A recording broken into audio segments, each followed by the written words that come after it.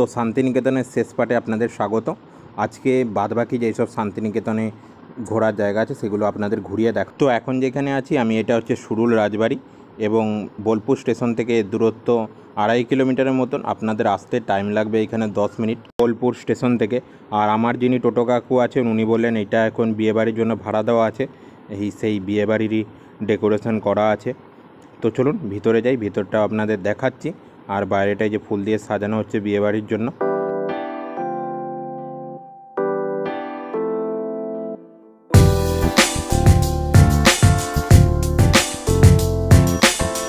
আর দেবের যে ঢাকের তালে কোমর দোলে গানটা আছে তার শুটিং কিন্তু এই বাড়িটাতে হয়েছিল এবং এখানে দুর্গাপূজা হয় খুব বড় করে।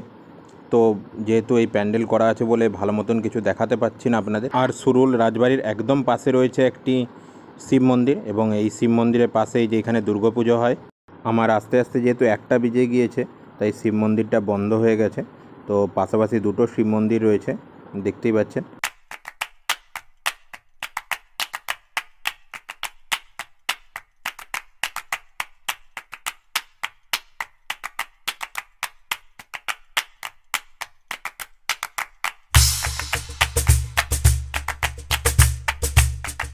এই শিব মন্দির গায়ে কিন্তু অসাধারণ কিছু টেরাকোটার কাজ দেখতে পাবেন, যেখানে নানা কাহিনী তুলে ধরা হয়েছে।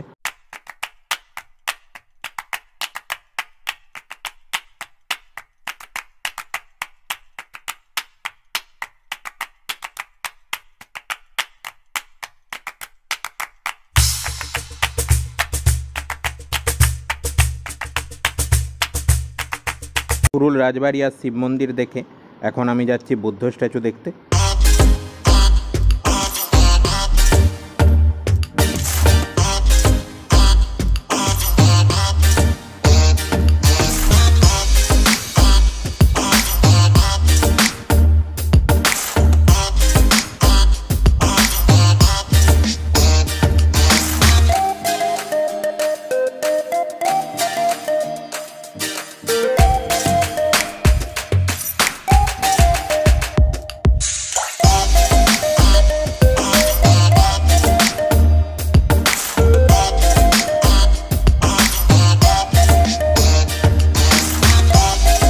চলুন চলে এসেছি বুদ্ধ স্ট্যাচুর কাছে।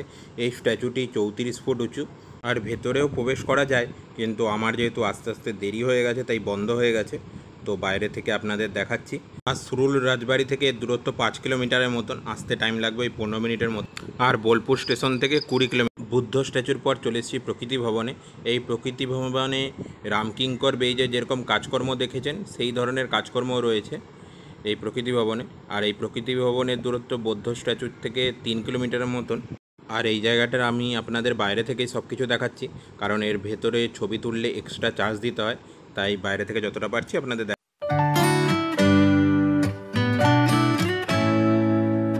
এখন চলে এসেছি সোনাঝুরি হাটে। এই হাটটি কিন্তু এই বোলপুর শান্তিনিকেতনের খুব পপুলার জায়গা, কিন্তু আমার দেখার মতন কিছু নেই। আর আমি আসার সঙ্গে সঙ্গে এখানে শুরু হয়েছে পিটপিট বৃষ্টি। এমনিতেই বর্ষাকালের জন্য হাট একটু কমই বসে, তো তারপরে আবার বৃষ্টির জন্য বেশিরভাগ জায়গা গুটিয়ে নিচ্ছে। তো চলুন তবুও যতটা পারি দেখাচ্ছি, কিন্তু আমার হাটে দেখার মতো কিছুই নেই। তবু আপনাদের, যেহেতু আমি এসছি এত দূর, তো আপনাদের দেখার জন্য কিছুটা আমি দেখাচ্ছি। চারিদিকে দেখুন, এখানে কাপড় বিক্রি হচ্ছে এবং মেয়েদের সাজার জিনিস এসবই বিক্রি হয় এখানে বেশি। তো এটা কিন্তু বোলপুর শান্তিনিকেতনের খুব পপুলার জায়গা।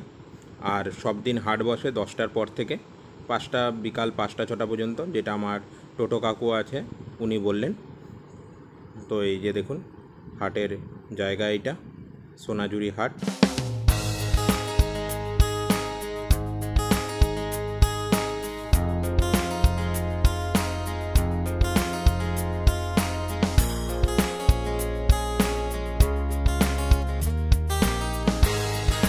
তো সোনাঝুরি হাট দেখে এবার আমি আবার ইউথ হোস্টেলের দিকে যাচ্ছি এবং আমার শান্তিনিকেতন ঘোরা এইখানেই শেষ হলো। তো চলুন, এইখানেই বোলপুর শান্তিনিকেতনের সিরিজটা শেষ হলো।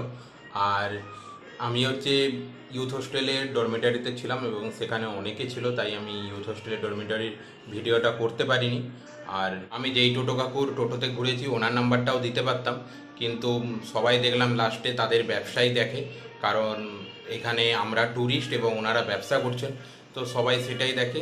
সেই হিসেবে আমি আপনাদের বলবো আপনারা নিজেদের মতন টোটো ভাড়া করে নেবেন, স্টেশনে নামার পর অনেক টোটো পেয়ে যাবেন। তো চলুন, এই ভিডিওটা এই পর্যন্তই রইল, আবার পরের ভিডিওতে দেখা হবে। আজকের মতো টাটা।